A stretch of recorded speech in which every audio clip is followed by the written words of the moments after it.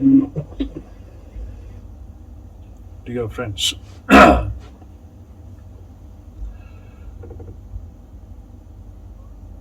in the history of India,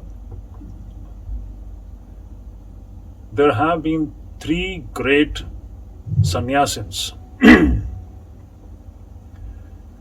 likes of whom we don't find anywhere in the world. Three great sannyasins. The first one, we have the great Sri Gautama Buddha of the ancient India.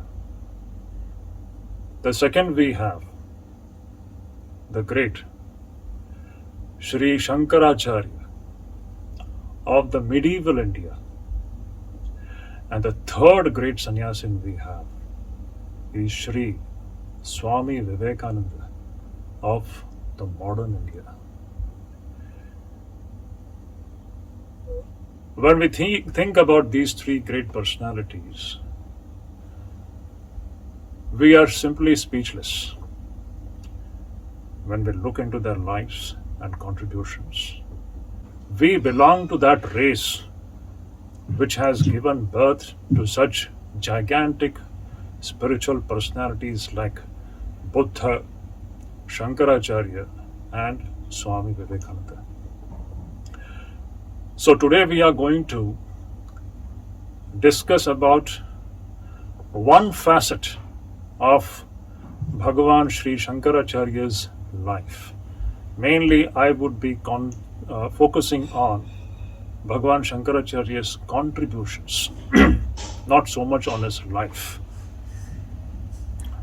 Before I go ahead, I request all of you to mute your microphone so that there is no disturbance in the middle of this discourse.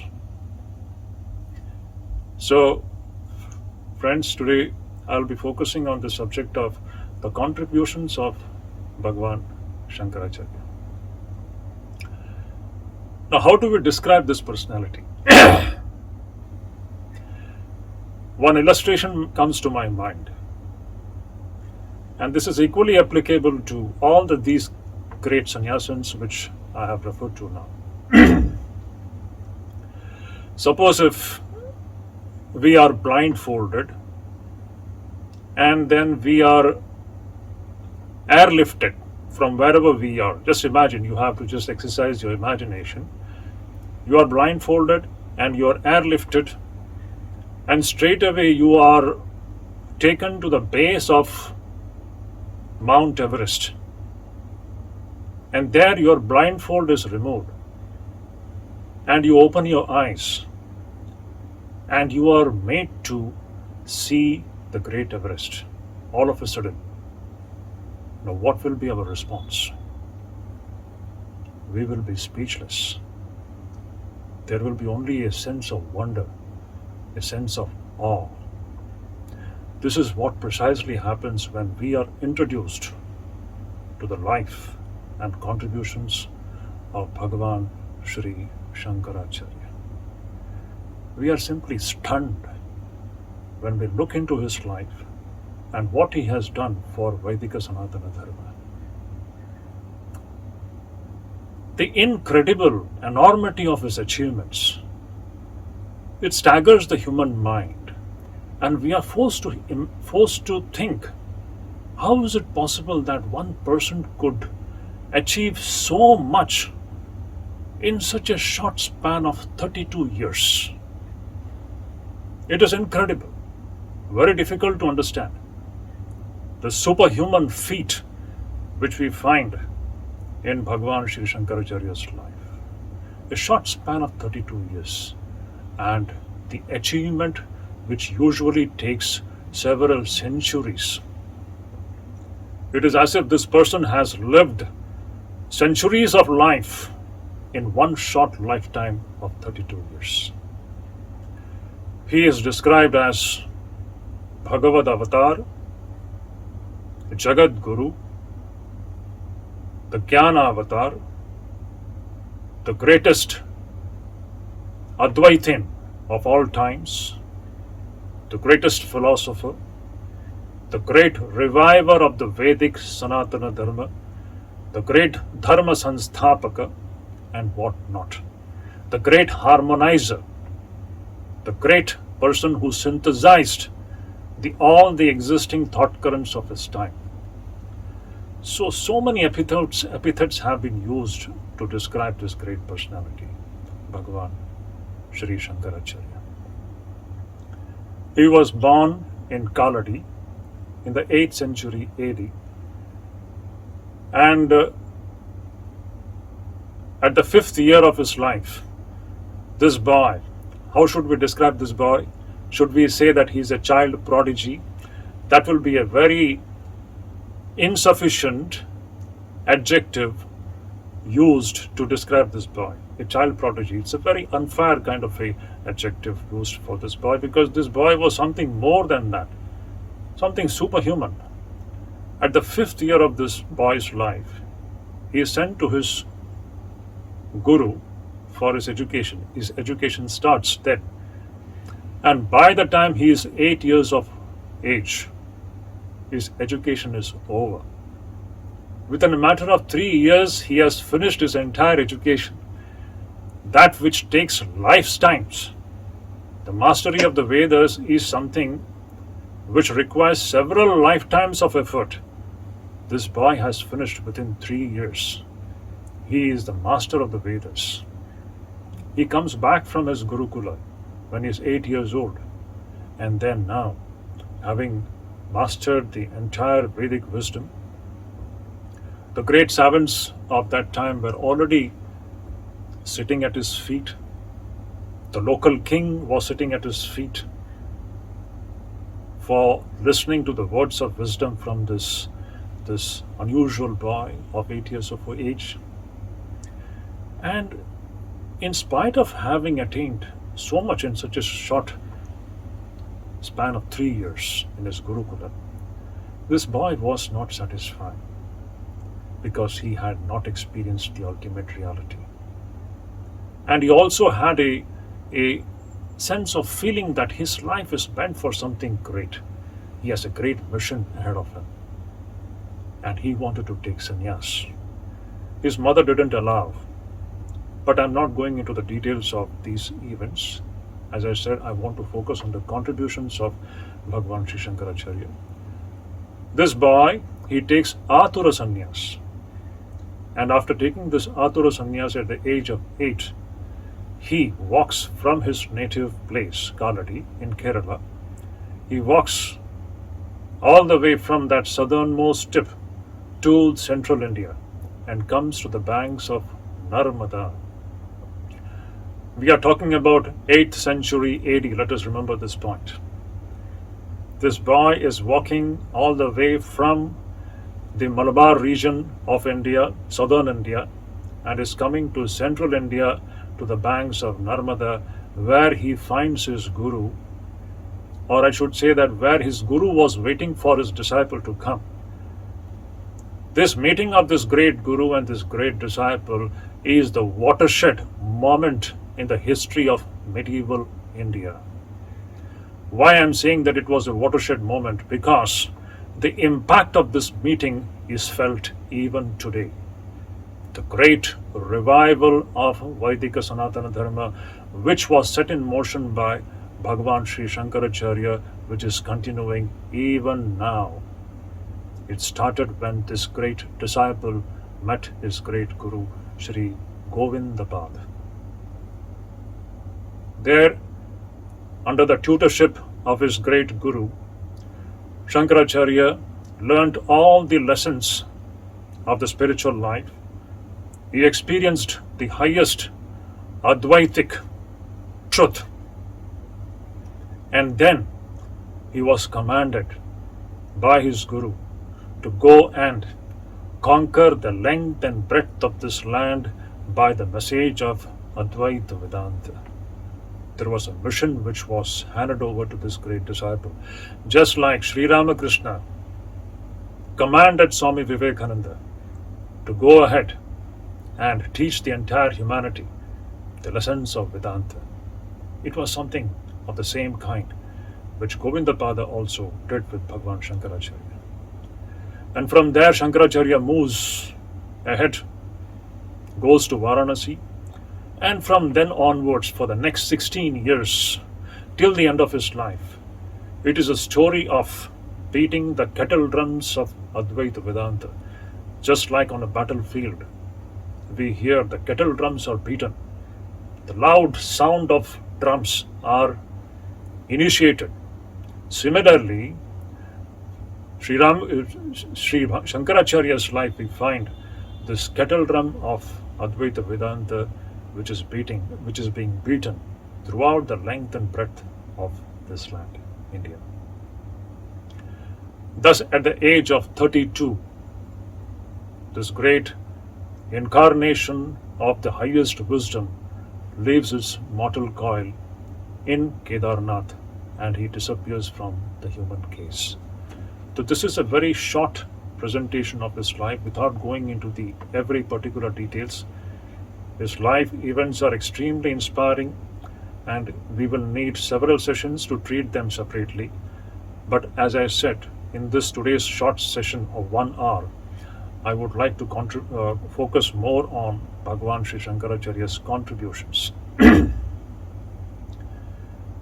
Now, in the short lifespan of 32 years, actually the 16 years where he went through the length and breadth of this great Indian subcontinent, it is said 3 times,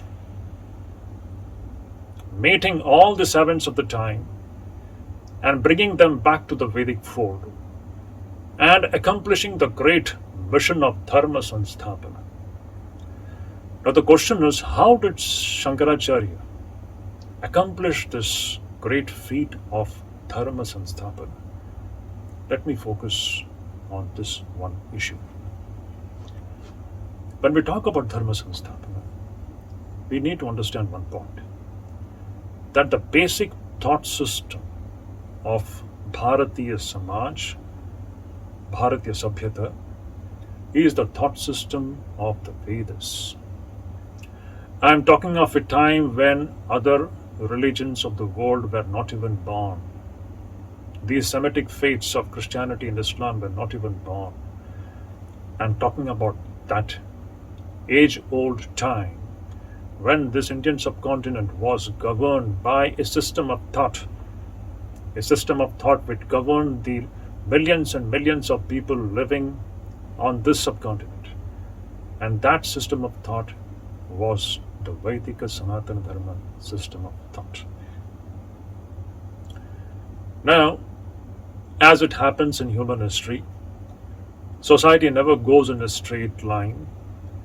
The social movement always is in a zigzag motion, or in a motion of ups and downs. So society never remains in one state. If today it is at a very high state of evolution, it so happens that with the passage of time, the society begins to go down and degenerate. This is the very nature of social movement. The process of society is always in the zigzag motion of up and down, up and down, up and down. So whenever the human society deviates from the central teaching of the Vedas, this I am talking from the Indian context, the central idea, the central teaching of spirituality, from this, when society begins to deviate from that, and it begins to go into the bylanes of all degenerative ideas and ideologies, and it begins to sink into the pits of darkness, at such a juncture, Bhagavan himself has to come for Dharma Sanstapana. We all know very well that this is the great assurance which Bhagavan Shri Krishna has given in the Gita. Yada yada hi dharmasya glanir bhavati bharata abhyutthanam adharmasya tadatmanam srijamyaham paritranaya sadhunam vinashaya dushkrita dharma sansthapanarthaya sambhavami yuge yuge. That Bhagavan says, whenever there is dharma glani, I come in a human form for the protection of the noble people and for the destruction of the evil doers. And the third point is the most important point. Dharma sansthapanarthaya. I come down for Dharma sanstapana, once again to provide the spiritual basis to the human society. It is in the absence of the spiritual basis that the human society tends to go into the realms of darkness and self-destruction. It is the spirituality which actually ensures the health of the human society, individually as well as collectively. So Dharma Sanstapana is nothing but providing the spiritual basis to the human society. Now the question is, how did Bhagavan Shankara accomplish this great feat of Dharma Sanstapana in his life? Let us try to understand this point in today's session. To understand this Dharma Sanstapana accomplished by Bhagavan Shankaracharya, we have to first understand what was the condition of India at that time. This is important. Without understanding the condition of India at that time, we won't be able to really appreciate what Bhagavan Shankaracharya did for the people of this Indian subcontinent. Now, what was the condition of India at that time? Politically, the great Mauryan Empire, the empire of Guptas, the empire of Harshavardhana, they all had come to an end. These were the great kingdoms which had a pan-India presence. They were great kingdoms which a pan-Indian presence during the respective times. And there was always a sense of political unity also. We should always remember that though in a very technical sense, India might not have been politically a nation, but Bharatvarsh was always a cultural unit. Right from the ancient times, this entire Indian subcontinent was always referred to as Bharatvarsha. And what gave a sense of nationhood to this group of people living on this Indian subcontinent is the common spirituality. That common spirituality of the Vedas was what actually gave them a sense of identity, a sense of being one unit. So politically, India during the 8th century AD was now disintegrated. It was made up of all very small petty kingdoms, all fighting with each other, none of them having a pan-India vision. They were all quarreling with each other. Socially, India was divided into numerous groups of people, numerous tribes of different classes and subclasses and different groups based on different criterions.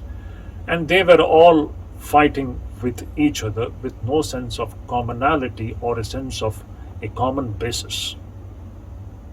Religiously, what happened?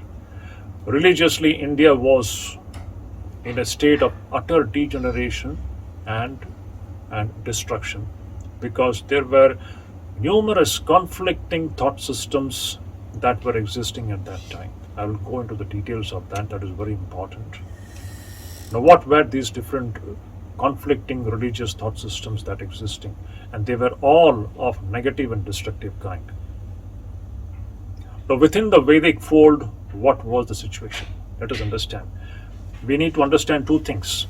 What was the situation within the Vedic fold and what was the situation outside the Vedic fold?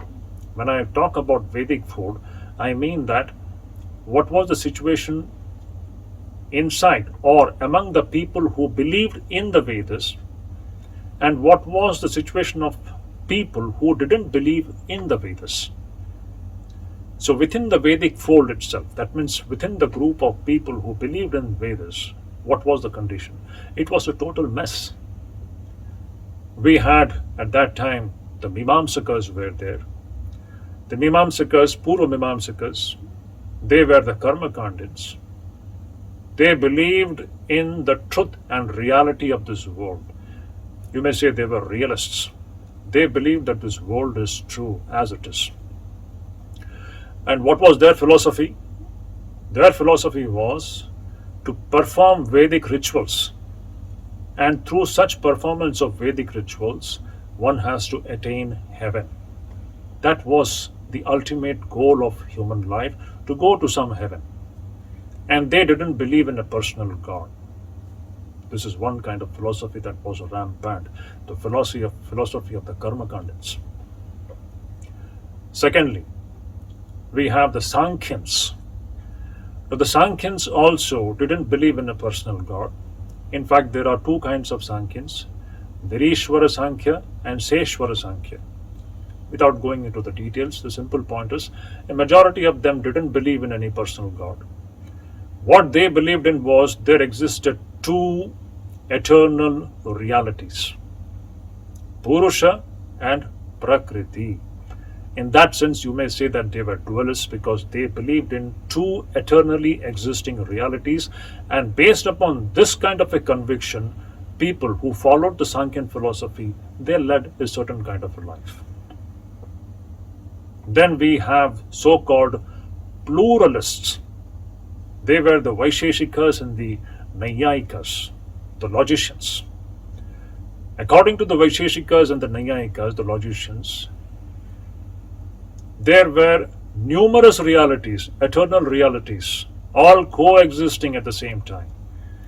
For them, God, Atman, soul, atoms, these were all eternally existing realities, all existing at the same time.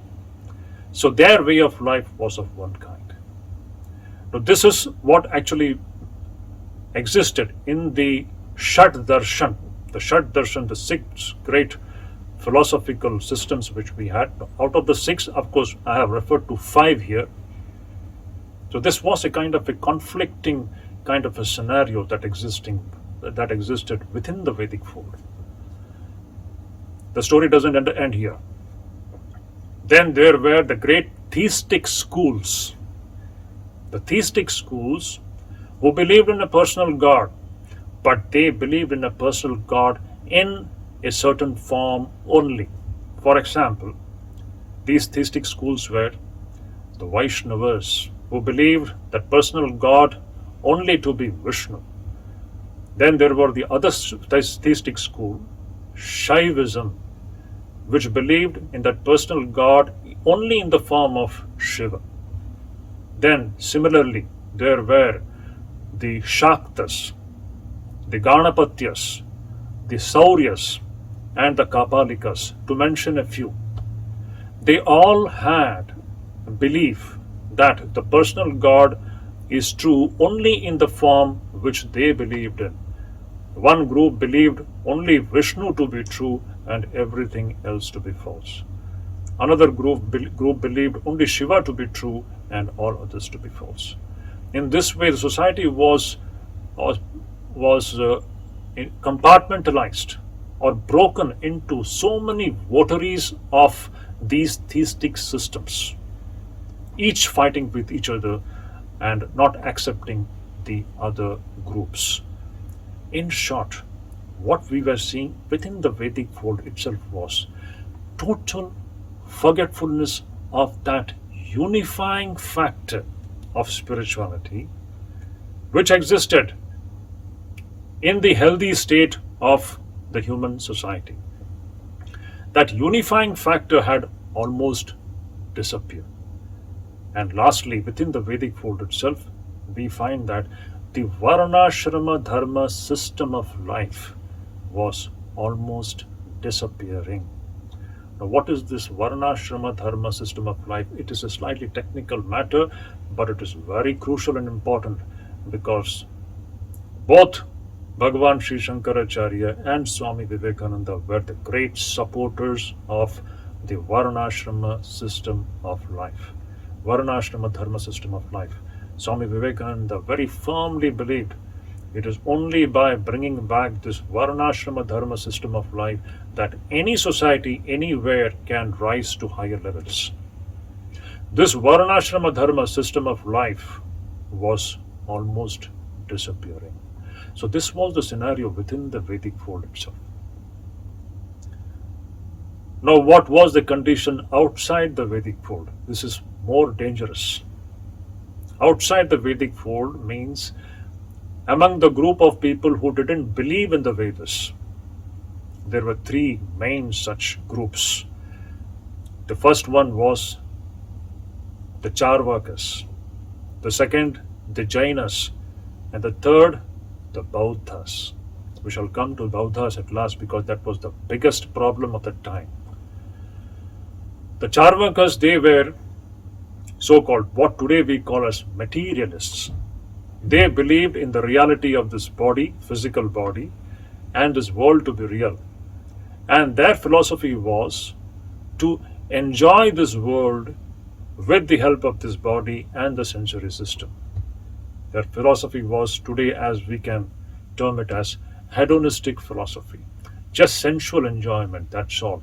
What happens after death, nobody knows. So try to make the best out of this human body. Keep on engaging yourself in all physical and sensual enjoyments.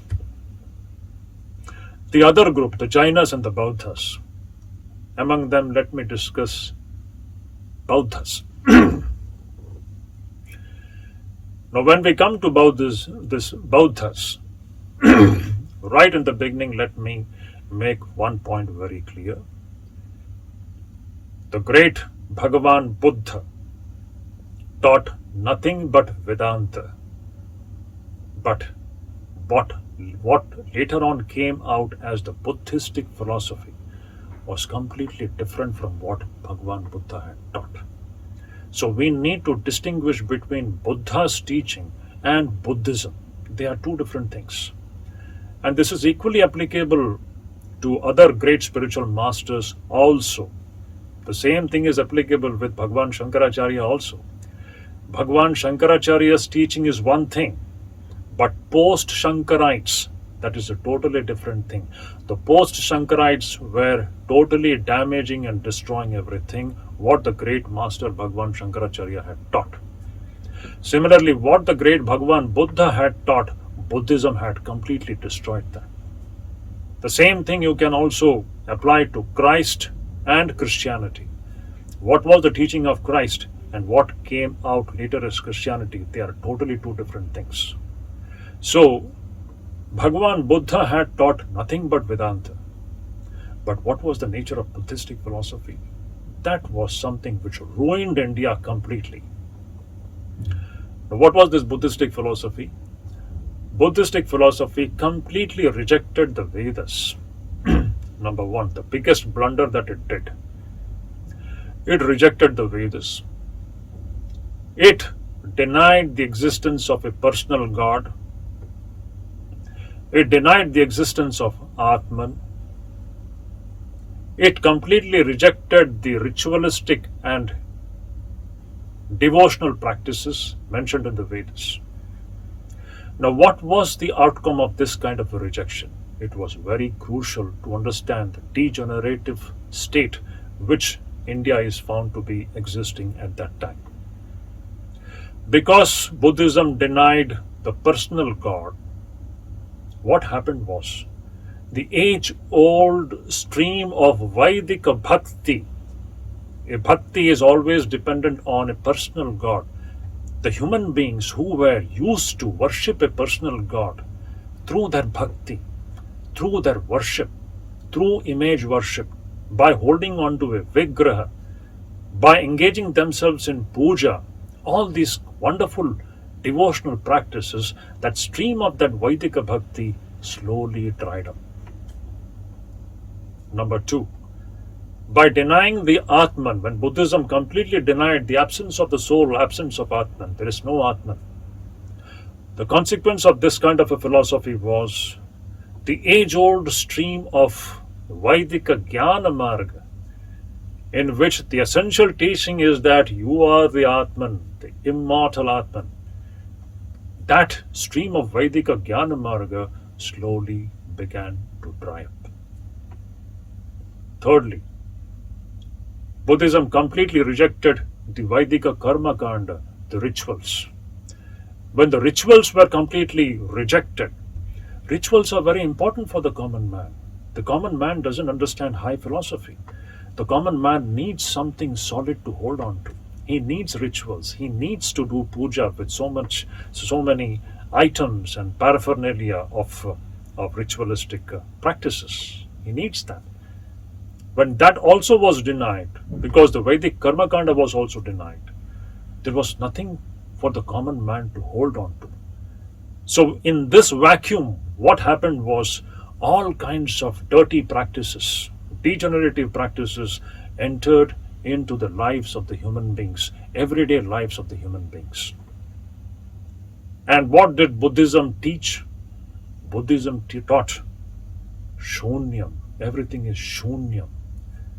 This negative, pessimistic, life-denying ideology of Buddhism was one of the main causes of the destruction of our great culture and civilization at that time.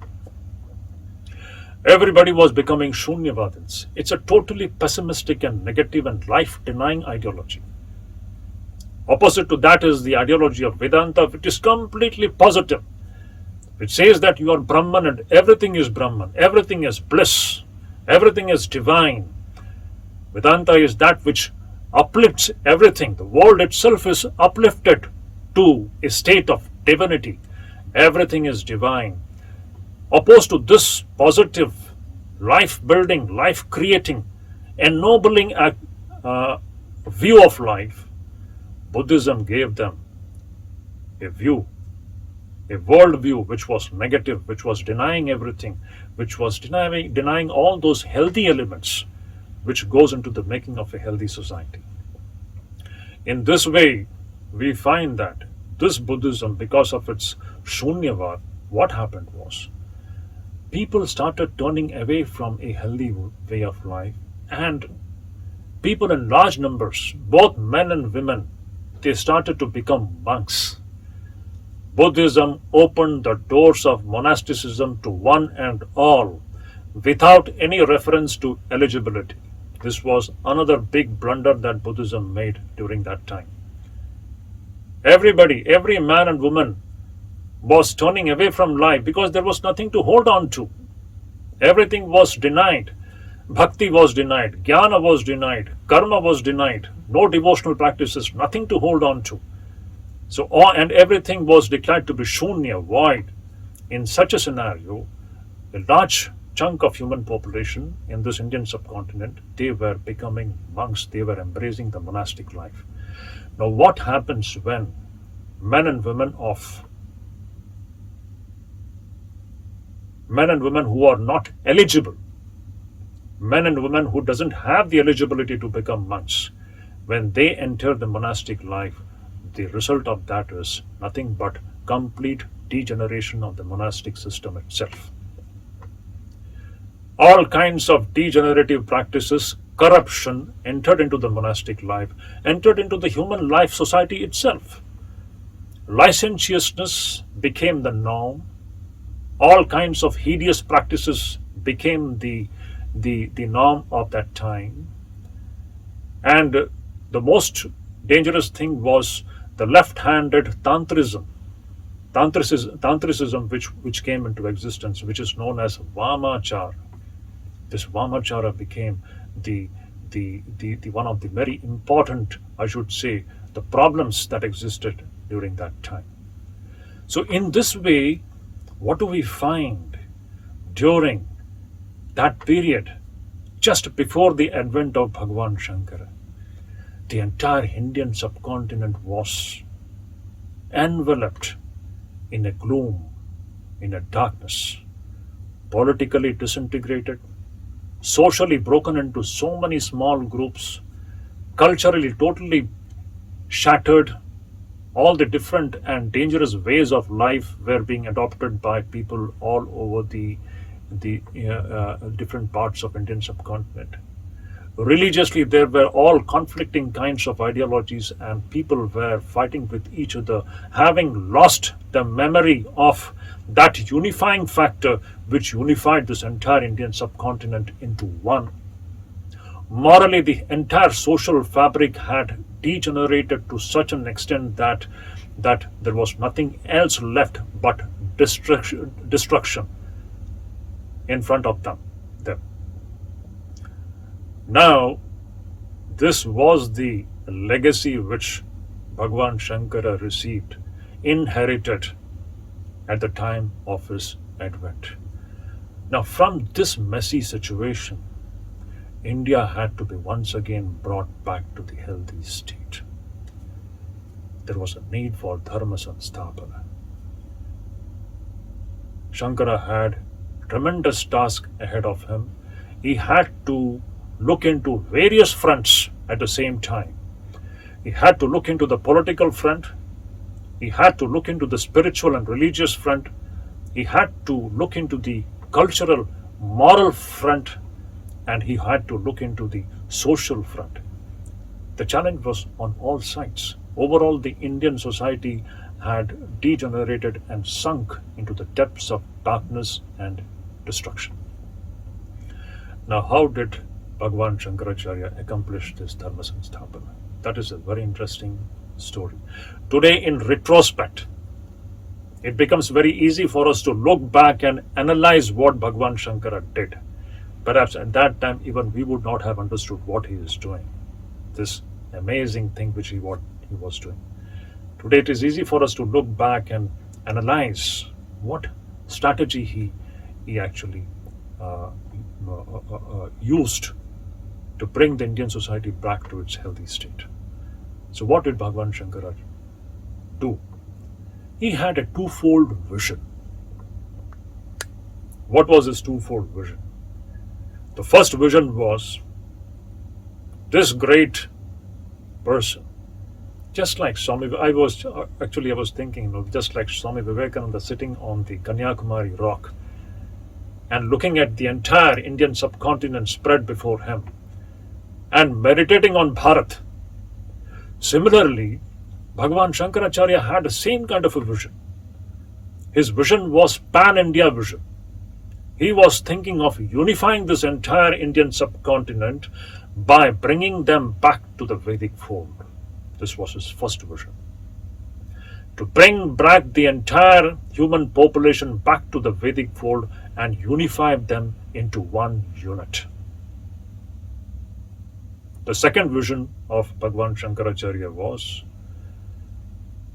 to strengthen the age-old stream of Vaidika Sanatana Dharma, which has been flowing from ageless past. That stream of Vaidika Sanatana Dharma had to be strengthened and made vigorous for the sake of posterity, so that this Vaidika Sanatana Dharma keeps on nourishing the humanity of the future also. So this was the two kind of vision which he had. One is to unify the entire Indian subcontinent by bringing them back to the Vedic fold. Secondly, by breathing fresh life into the Vedika Sanatana Dharma and make this stream flow with vigor and strength for the sake of the posterity. How did he do this? Again, Bhagwan Shankara worked at two levels. A wonderful strategy.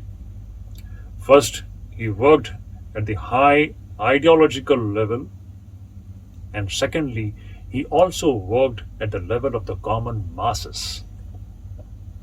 We shall take these two steps separately. Now, what did he do at the high ideological plane? If you just look, it is something wonderful. Bhagwan Shankara unfurled the banner of Advaita Vedanta. He wrote his immortal commentaries. When I say immortal commentaries, I am not using the word immortal in a figurative sense. It is literally immortal. As long as this creation will last, his commentaries will stand there, unshakable, invincible. the great Vedanta philosophy which he created, stands there like a Mount Everest. Let me make one point very clear. Advaita is not anybody's creation. It is not the creation of Shankaracharya. It is not the creation of anybody. But the Advaita philosophy, the philosophy based on the Advaita experience, that philosophical structure was erected by Bhagavan Shankara for once and for all times. And that structure was based on solid rock foundation of rationality. And that structure, which was erected 1200 years ago, stands even today. That is why Swami Vivekananda, referring to this, Swami Vivekananda says that the writings of this person, Shankaracharya, is the marvels of the modern world. The modern world is simply stunned by seeing what this person has left behind as the great Advaita Vedanta philosophy. Even today, all over the world, people are hungry to read his commentaries. So he wrote these immortal commentaries on the Prasthanatraya, on the Upanishads, on the Brahma Sutras, and on Bhagavad Gita. And in and through these commentaries, he erected this magnificent structure of the Advaita Vedanta philosophy, which is shedding its light even today after 1200 years, and it will keep on shedding the light for till the end of this creation. Secondly, he gathered a group of monks around him, sannyasins, all sannyasins, capable and eligible sannyasins. And he classified this group of sannyasins into 10 groups. And he founded the Dashanami Sampradaya. Shankaracharya was a great organizer. In fact, a very rare organizer which we come across in the history of India. He organized his group of sannyasis into 10 groups. That is how this Dashanami Sampradaya came into existence. Number 3, what did he do with these 10 groups? To each of these groups, he assigned the task of preserving certain Vedas and certain Upanishads. Again, I'm telling you, see, this is how Bhagavan Shankaracharya was ensuring the preservation of the great Vedic culture. So to each of these groups, he assigned the task of preserving certain Vedas and the Upanishads. Number 4, what did he do? In order to facilitate the propagation of Advaita Vedanta and to facilitate the stay of these sannyasins, he founded 4 mathas. And what is most interesting is the choice of the place where he founded these 4 mathas. He didn't choose his native place to found these mathas. He chose, in his vision, it was a pan-India vision.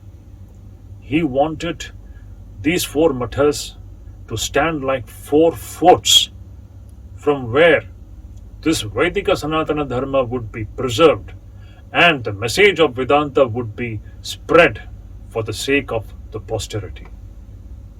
One matha was established in South, in the Sringeri, which is existing even today, existing vigorously.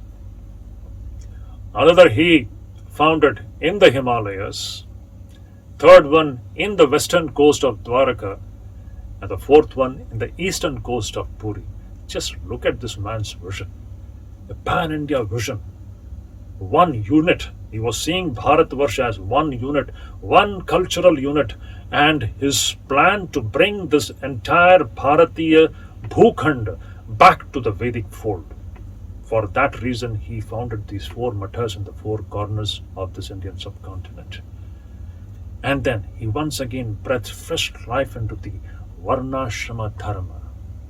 In this way, Bhagavan Shankara, he worked at the high ideological plane by founding the great Advaita system of thought, the Advaita philosophy, and the paraphernalia, or that infrastructure in and through which this Advaita Vedanta would be preserved for the benefit of the posterity. And this could be done only by the sannyasins. He knew this very well. Preservation of the Vedas and the high Advaitic wisdom, this cannot be done by the common man. Common man has got a different role. He didn't underestimate that. Yes, religion cannot be preserved only by the sannyasins, but the difficult part of it, the extremely subtle part of it, that is what the sannyasins preserve. The central part of it, the Vedas, the Vedanta, the preservation of that great wisdom, that was completely assigned to the sannyasins of his order.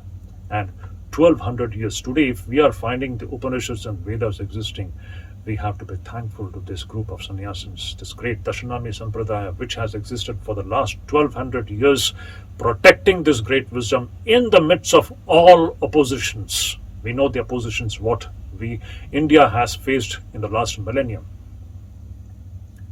Now, if this was the kind of work which he did at the high ideological plane, what did he do at the plane of the common masses? As I said, he never underestimated the importance of the common man.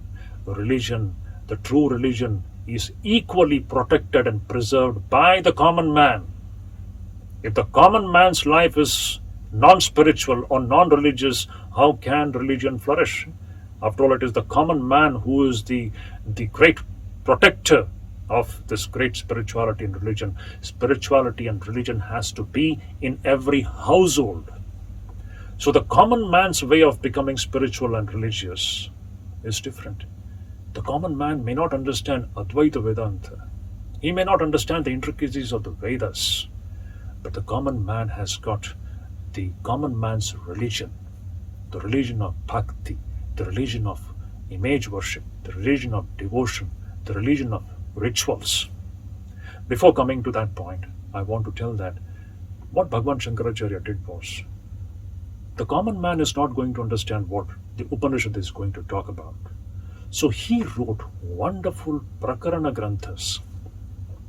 The Prakarana Granthas, for example, many of you might have heard about some of the very famous Prakarana Granthas like Viveka Chudamani, the masterpiece, one of the classics, Vedantic classics, Upadesha Sahasri, Atma Bodha, Aparokshanubhuti, just to mention a few. There are any numbers of that, composed by Bhagavan Shankaracharya. And all these works were composed so that the common man who is unable to go into the intricacies of Vedas and the Upanishads, he or she will be able to easily understand the central point of Vedanta by studying these Prakarana Granthas. This he did for the sake of the common man's benefit. Secondly, as I said, the common man's religion is the religion of devotion, the religion of bhakti combined with rituals. Bhagavan Shankaracharya ensured by bringing back this common man's religion into the lives of human beings. He brought back the culture of bhakti, the culture of rituals also. It is very interesting. That is why we should understand Bhagavan Shankaracharya's Advaita Vedanta is all comprehensive. No aspect of human life and experience is left out in his scheme of Vedic regeneration. That is something fantastic. People accuse him of being one-sided, that he was only bothered about Advaita Vedanta, he didn't care about the common man. Nothing can be farther from truth. And such accusations is only based upon misinformation or ill information. If you look into Bhagavan Shankaracharya's life, we find how he brought back the common man's religion, the religion of bhakti, the religion of Vigraha Puja, the religion of the rituals. One of the finest example is that he founded the Panchayatana Puja. Just imagine, what is this Panchayatana Puja? Panchayatana Puja, he made it mandatory for every household to worship all the 5 deities. What are these 5 deities? These 5 deities were Vishnu, Shiva, Devi, Surya, Ganapati. To this, later on, Skanda also was added, and it became 6 deities. In this way, by starting this method of Panchayatana Puja, what Bhagavan Shankaracharya accomplished was, he brought about a harmony among these different theistic schools. I told before that there existed different theistic schools, the Vaishnavas, the Shaktas, the Shaivas, the Kapalikas, the Sauryas, the Ganapatyas, and all of them were fighting with each other.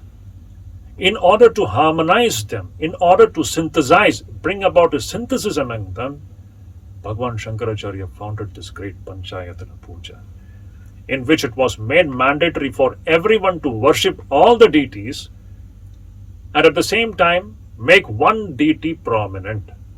Of course, I am not going into the details of this thing, but in and through this Panchayatana Puja, he brought about a harmony among these different theistic schools who were fighting with each other at that time.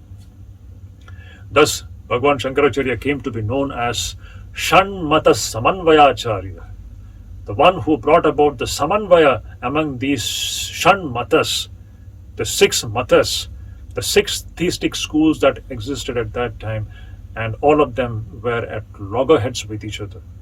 And Bhagavan Shankaracharya brought about a harmony and synthesis between them. What a great feat. Then, at the level of the common man, what did he do? We all know.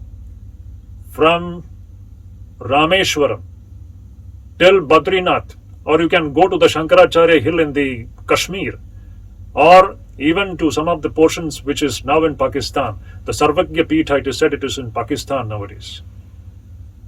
This entire range, from south to the north to the Himalayas, he went on founding temples after temples. Many of the prominent temples that are existing today were founded by Bhagavan Sri Shankaracharya. During the Buddhistic period, the temples that existed at that time, many of the temples were converted into Buddhistic viharas. Bhagavan Shankaracharya once again reconverted these Buddhistic viharas into Vaidika temples, Hindu temples. That was a great achievement. Even today, whether you go to Rameshwaram, whether you go to Puri, whether you go to Badrinath, whether you go to Kashi, whether you go to Somnath, any of these prominent temples, everywhere you find the footsteps of Bhagavan Sri Shankaracharya and what he did it there. Then, one more thing which he did at the common plane of the masses is that composition of the devotional stotras, which is something indescribable. We all know the wonderful stotras which he composed for the common man's spiritual life, for the common man's religious upliftment. The stotras, just to mention a few, the Bhajagovindam stotra. 1200 years have passed by, and even today that refrain, Bhajagovindam, Bhajagovindam, even now you go to any of the temples in India, you will find this echoing. Just imagine Shankaracharya is alive through his compositions. It makes one inspired to go on the spiritual life. This Bhajagovindam is just one. You take Nirvana Shatakam, Shivoham, Shivoham. You take his Bhavani Ashtakam. You take his Narmada Ashtakam. You take his Ganga Stotram. The stotras for Ganga, for Narmada, for Shiva, for Vishnu. Each one of them marvelous, soul-enthralling compositions.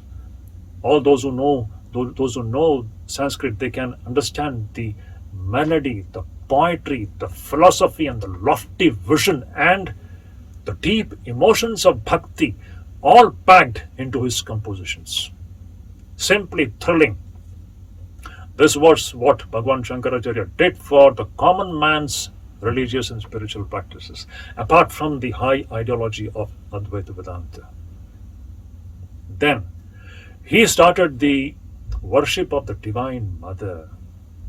Interesting, it is so interesting that so many people accuse of Bhagavan Shankaracharya never accepted Shakti. What a ridiculous accusation it is. He was one of the greatest worshippers of the Divine Mother. At all the mathas that he established, he started the worship of the Divine Mother, Shakti. He was the one who started the worship of Divine Mother in the Yantra, Shri Chakra. I am not going into the details of it. In this way, we find Bhagavan Shankara started the common man's religion of bhakti in and through, mixed with rituals, with all the paraphernalias, so that the common man who doesn't understand Advaita Vedanta can move ahead in life. All those life ennobling elements which Buddhism had destroyed, Shankaracharya once again brought it back into the common man's life, and this is how, by combining the high Advaita Vedanta with the common man's religious practices, he slowly succeeded in bringing back the entire Indian subcontinent back to the Vedic fold. It's an unbelievable feat. Within a few centuries of his lifetime, we find other great acharyas of the bhakti movements, all of them giants, Ramanujacharya, Madhvacharya, and many of them. And not only these acharyas, we have great spiritual luminaries like Guru Nanak, Ramananda, Tulsidas, Kabiradas, Ravidas, all these great saints, down to Sri Ramakrishna and Swami Vivekananda and Ramana Maharshi. You can go. The impact of Shankaracharya's ideology can be seen in all of them equally. That is how in last 1,000 years we find the power which was unleashed by this great incarnation. That power has sustained Indian society, this Vedika society. It has sustained the Vedika Sanatana Dharma, and it has made this Vedika Sanatana Dharma stream of thought flow uninterrupted. Shankaracharya was a great uphold of the Varnashrama Dharma. He also ensured that this Varnashrama Dharma is maintained. Just like in a sick body, in a sick physical body, sometimes we need blood transfusion. If the blood is poisoned, what do? Doctors, they do blood transfusion. They take pure blood from outside and then inject that pure blood into the patient's arteries and veins, and that is how the patient comes back to the life. Similarly, India's body was sick in the during the Buddhistic times, and this sick body needs a great transfusion. Shankaracharya, Bhagavan Shankaracharya, injected the pure blood of Vedika Sanatana Dharma thought system into the blood and arteries, into the arteries and veins of India's body, and in and through this fresh infusion of pure blood of Sanatana Dharma ideas into the arteries and veins of the Indian body, India was once again made alive. This Indian society, the Hindu society, the Vedika Sanatana Dharma society once again was made alive, and it was strengthened. It became active once again. That is how we find in the last 1,000 years, with this strengthened body, India could withstand all the invasions. If India had not been strengthened in this way by Bhagavan Shankaracharya, long back, Indian society would have been fallen, and it had become fully victimized by the barbarous Islamic invaders. Even after centuries of rule by the Islamic invaders, just imagine, even today, the Hindu society is majority in this country. How is it possible? How did this Hindu Samaj withstand this barbarous invasion? It is because Shankaracharya's movement, the revivalistic movement, had strengthened the Indian body-mind complex. And that is what Shankaracharya achieved, and because of which the Hindu Sanatana Dharma is even now existing. It is not only existing, interestingly, the Advaita Vedanta which Bhagavan Shankaracharya had founded. Today that Advaita Vedanta is crossing the boundaries of India, and it is capturing the imagination of people everywhere. Just imagine. I belong to this Advaita Ashrama. I know every year hundreds and hundreds of copies of Brahma Sutra Bhashyas, hundreds and hundreds of copies of Upanishad Bhashyas, hundreds and hundreds of copies of Gita Bhashyas are sent to all the parts of the world from this Advaita Ashrama. People are hungry to read the Advaita Vedanta philosophy of Bhagavan Shankaracharya, and innumerable number of people are becoming converted to Vedanta. They may be Christians, they may be Muslims, they may be anything else, but ideologically they are getting converted into Advaita Vedanta. Just imagine the contribution of this great person, what he did, and what is happening even now owing to his great deeds. So, friends, this is how Bhagwan Shankaracharya accomplished this great Dharma Sanstapana. One more thing I want to say here in this context before I end. I will take 5 more minutes if you have time. That is, what is the connection between Bhagwan Sri Shankaracharya and Bhagwan Sri Ramakrishna? Because most of us here are the devotees who belong to the Ramakrishna Bhavadhara. We should understand what is the connection between Bhagwan Ramakrishna and Bhagwan Sri Shankaracharya. This is very important. Unfortunately,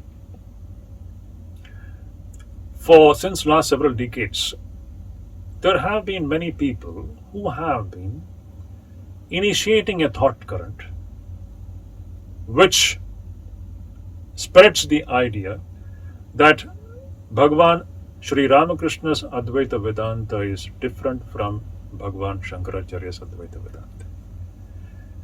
That Swami Vivekananda's Advaita Vedanta is different from Bhagwan Shankaracharya's Advaita. This kind of a thought current has been going on for last several decades. And it is even now, you will find any number of speakers speaking in that way. But I want to bring to your notice something. This is far from truth. And it is very sad that this kind of a narrative is being spread everywhere. The truth is that let me just state certain quotations from great monks of this organization. First, let me quote one of the great luminary, one of the great monks of our Ramakrishna order, the 11th president of the Ramakrishna order, most revered Swami Gambhiranandaji Maharaj, one who translated all the Upanishads into English, Shankar Bhashya into English, one who translated the Brahma Sutra Bhashya of Shankaracharya into English, one who translated the Bhagavad Gita Bhashya of Shankaracharya into English. This great spiritual luminary, in his conclusion, he says that it is Sri Shankaracharya's philosophy which was preached by Swami Vivekananda and which was experienced by Sri Ramakrishna. I don't want to go into the details of this, that will be a totally different subject, but I am giving certain conclusions for all of you to think. Then there was another great Swami, the revered Swami Premeshanandaji Maharaj. He also speaks in the similar vein. Then we have heard the same thing coming out from the 12th president of the Ramakrishna order, most revered Swami Bhakteshanandaji Maharaj. So all these great spiritual luminaries, they held the view that it is Sri Shankaracharya's philosophy which was preached by Swami Vivekananda and realized by Sri Ramakrishna. Let me go back to one more very powerful and authentic person whose statement cannot be overlooked. Let us go back, and that person is Sister Nivedita. Now, why Sister Nivedita is so important? Because Sister Nivedita, whatever she had learned in her life about Indian spirituality, she had learned it from her Guru, Swami Vivekananda, none other than Swami Vivekananda. Sister Nivedita was just a spokesperson of Swami Vivekananda. Everything that she spoke, she wrote, it was all what she had learned from the greatest spiritual teacher of the modern time, Swami Vivekananda. And this great Sister Nivedita, while describing Sri Ramakrishna, makes a beautiful observation, which you will find in the Web of Indian Life. Sister Nivedita says, while describing Sri Ramakrishna, she says that in the great life of Sri Ramakrishna, Hinduism finds Shankaracharya's philosophy clothed upon with flesh. I repeat once again. In this great life of Ramakrishna Paramahansa, Hinduism finds Sri Shankaracharya's philosophy clothed upon in flesh. What does it mean? Nivedita says, if you take Shankaracharya's philosophy and you cloth it with flesh, what you get is Sri Ramakrishna. Ramakrishna is the flesh and blood embodiment and manifestation of Bhagavan Shankaracharya's philosophy. So that is the connection between Bhagavan Sri Ramakrishna and Bhagavan Sri Shankaracharya. With this, I conclude this meeting. Dear friends, once again, let me pray for the well-being of all the people all over the world who are going through a very difficult time. Let us pray for all those people who have lost their near and dear ones. And in these testing times, what can really give us strength and endurance to withstand the losses and also to face the situation is a strong conviction in the presence of God in our heart. We should never forget that Bhagavan is there. Bhagavan is there in our hearts. We should not forget. If Bhagavan is there in life, it is Bhagavan himself comes in the form of death also. Gita says, Mrityu sarvaharashchaham. The 10th chapter. Bhagavad Gita says, Bhagavan says, I myself come in the form of Mrityu sarvaharashchaham. So we don't want to see Bhagavan in death. We only want to see Bhagavan in life. We should remember Bhagavan is present both in life as well as death. When we understand this, we can overcome our fear or insecurity about what is happening around us. Let us pray for the well-being of everyone all over the world. And let us pray that may everyone stay healthy, safe, and cheerful. Thank you so much.